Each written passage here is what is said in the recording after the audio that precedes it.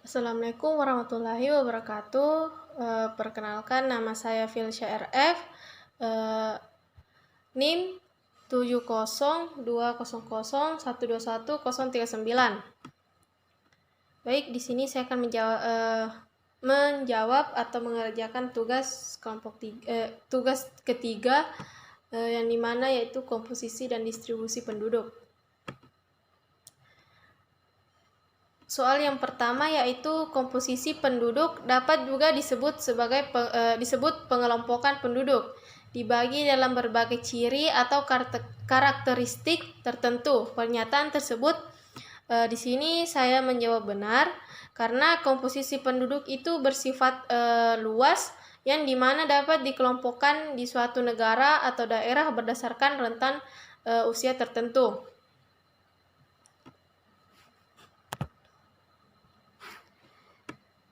Next, soal yang kedua yaitu di bawah ini merupakan salah satu contoh komposisi penduduk menurut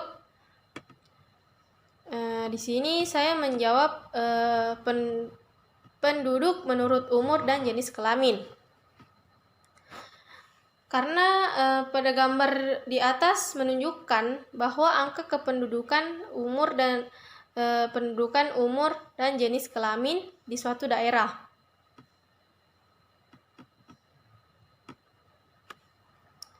Pertanyaan yang ketiga yaitu di bawah ini merupakan salah satu contoh komposisi penduduk menurut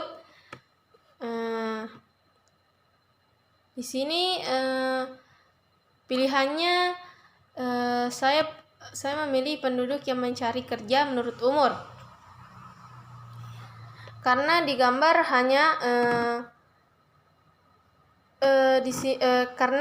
hanya umur penduduk di suatu daerah yang diperlihatkan, bukan apa pekerjaannya, dan jenis kelamin pun tidak ada terdapat pada tabel tersebut.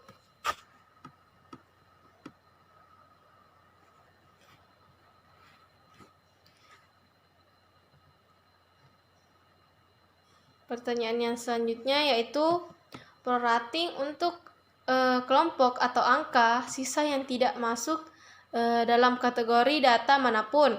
Misalnya data umur, ada yang tidak masuk umur manapun dikarenakan kesalahan dalam perolehan data atau hal lainnya. Pernyataan tersebut di sini saya menjawab benar karena prorate atau prorating memiliki definisi pendapatan yang diberikan secara proporsional. Maka dari itu dalam perhitungan gaji pro rata perusahaan harus memberikan gaji tahunan sesuai porsi pada karyawan dengan mempertimbangkan jumlah waktu bekerja.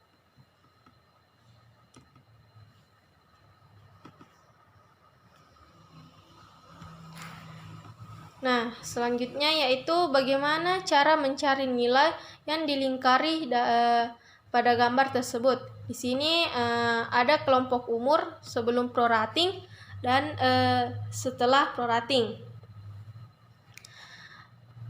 Tabel-tabel hasil sensus penduduk yang belum mengalami perapian biasanya dijumpai kategori yang tidak terjawab atau not state. Jika jumlah penduduk yang tergolong kategori ini relatif sedikit dibandingkan dengan jumlah penduduk secara keseluruhan, maka kelompok penduduk ini dapat disebarkan ke keseluruhan kelompok-kelompok lain dengan menggunakan teknik prorating. Adapun teknik ini dapat dikerjakan dengan dua cara. Yang pertama yaitu mengalihkan masing-masing kelompok penduduk dengan suatu faktor pengalih yaitu atau R sama dengan jumlah penduduk TT atau NT, TT atau NS. Yang kedua yaitu jumlah kelompok umur tertentu ditambah dengan hasil perkalian proporsi penduduk kelompok tersebut dikalikan dengan jumlah penduduk yang tidak terjawab.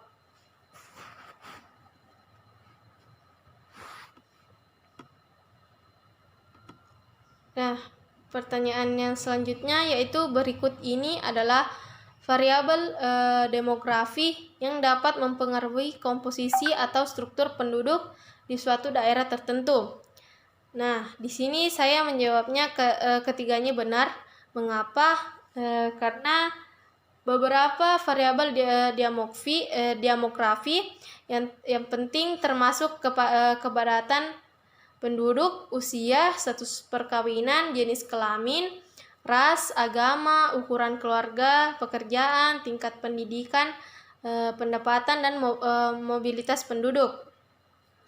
Ada 3 faktor demografi yang mempengaruhi laju pertumbuhan penduduk, yang dimana yaitu fertilitas atau kelahiran, mortalitas atau kematian, dan migrasi.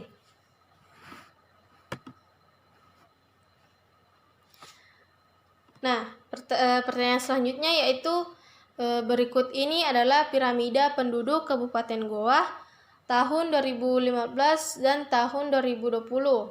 Dari piramida tersebut, apakah terdapat perubahan dari tahun 2015 ke tahun 2020? Nah, di sini ada piramida tahun 2015 dan tahun 2020, yang dimana tingkat kelahiran laki-laki itu meningkat. Dilihat dari tahun 2015 ke tahun 2020, yaitu yang garis yang berwarna merah meningkat. Lalu tingkatan pada perempuan, tingkatan kelahiran perempuan yang biru juga meningkat.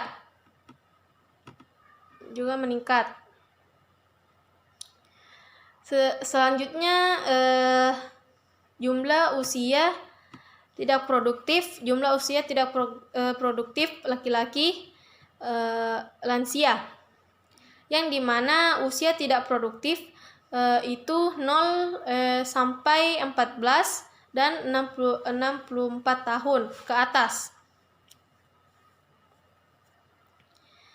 Di sini jawabannya ya meningkat karena tahun 2015 itu hampir sama atau hampir tetap, tetapi ada sebagian atau ada beberapa yang mengalami peningkatan. Sama dengan tingkat produktifnya perempuan lansia.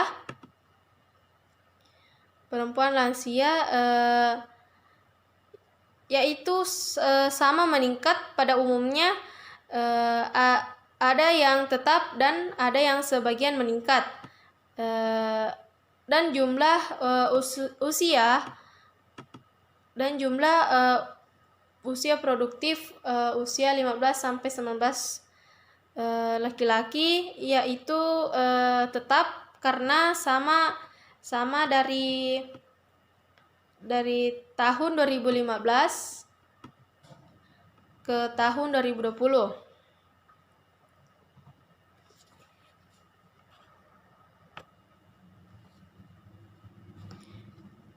Nah, di sini kita bisa lihat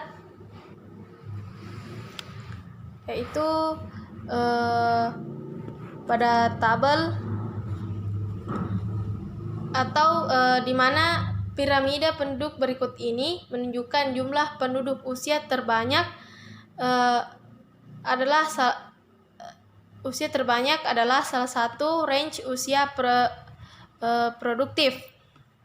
Di sini saya menjawabnya salah dikarenakan persentase penduduk usia non produktif 0 sampai 14 tahun dan 65 tahun ke atas. Yang paling tinggi menunjukkan penduduk usia terbanyak ialah usia laki-laki 5 sampai 9 tahun tahun non produktif, dan perempuan 5 sampai 9 tahun juga non produktif.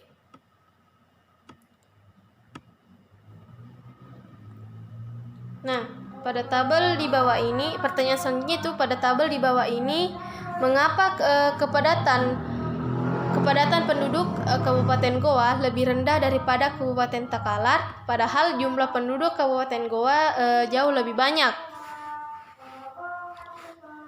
Nah, kabupaten di sini saya memilih melihat pada jumlah penduduk menurut luas wilayah.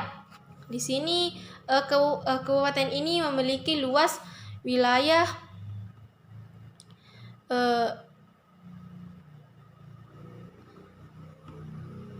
1.802,8 dan jumlah penduduk sebanyak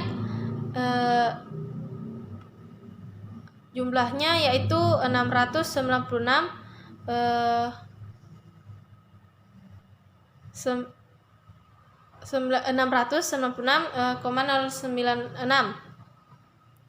Karena tabelnya sudah benar, populasi penduduk di Goa ada sekitar 700-an,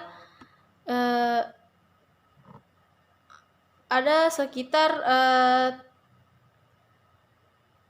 386,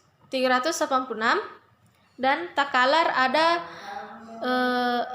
456.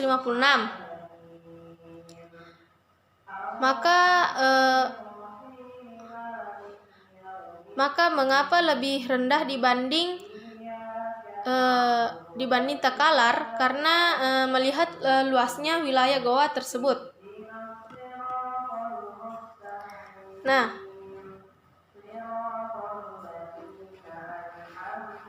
di sini pertanyaan selanjutnya yaitu bagaimana tren laju pertumbuhan penduduk di Provinsi Sulawesi Selatan dari tahun 1971 sampai 2016. Maka di sini pada kategorinya ada Sulawesi Utara, Sulawesi Tengah, Sulawesi Selatan, Sulawesi Tenggara, Gorontalo, Sulawesi Barat, dan Indonesia. Nah, di sini kategorinya tidak ada Maluku, Maluku Utara, Papua Barat, dan Papua. Kita bisa melihat yang ada di sini. Nah, di sini untuk yang fluktuatif, saya memilih Sulawesi Tenggara, yang dimana dari tahun 1971 sampai 1980 yaitu memiliki kategori yang memiliki 3,9, 3,66. Sulawesi Tenggara mengalami naik turun yang sangat drastis. Lalu yang menurun itu Sulawesi Tengah, di mana dari tahun 1971 memiliki peningkatan dari 3,86 hingga pada tahun 2016 memiliki penurunan menjadi 1,67. Nah, selanjutnya yang terendah yaitu Sulsel. Yang terendah yaitu Sulsel karena tidak mencapai angka 2 yang paling tinggi yaitu 1,74 pada tahun 1971. Selanjutnya yaitu yang tertinggi, saya memilih Sulawesi Tengah, di mana karena dari tahun 1971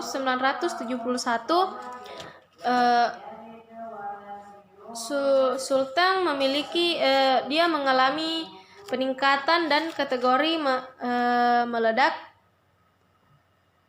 Nah, di sini Sulteng mengalami peningkatan dan selanjutnya kategori meledak tidak ada karena di tahun ke tahun ada yang meningkat dan ada yang menurun. Yang selanjutnya yaitu jelaskan apa yang terjadi pada tren kasus penyakit malaria di Sulawesi Selatan. Apakah ada kategori ledakan? Menurut Anda apa penyebab hal tersebut? Nah, di sini kita bisa lihat tabelnya. Jawaban saya yaitu karena kategori ledakan yang disebabkan Sulsel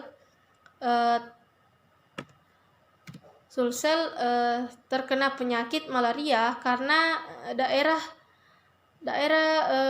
endemis tinggi atau api lebih dari 5/1000 dan salah satunya ada di daerah Sulsel yang terkena seperti itu paling drastis peningkatannya. Nah, itulah tadi jawaban saya. Mohon maaf bila ada salah kata dan wassalamualaikum warahmatullahi wabarakatuh.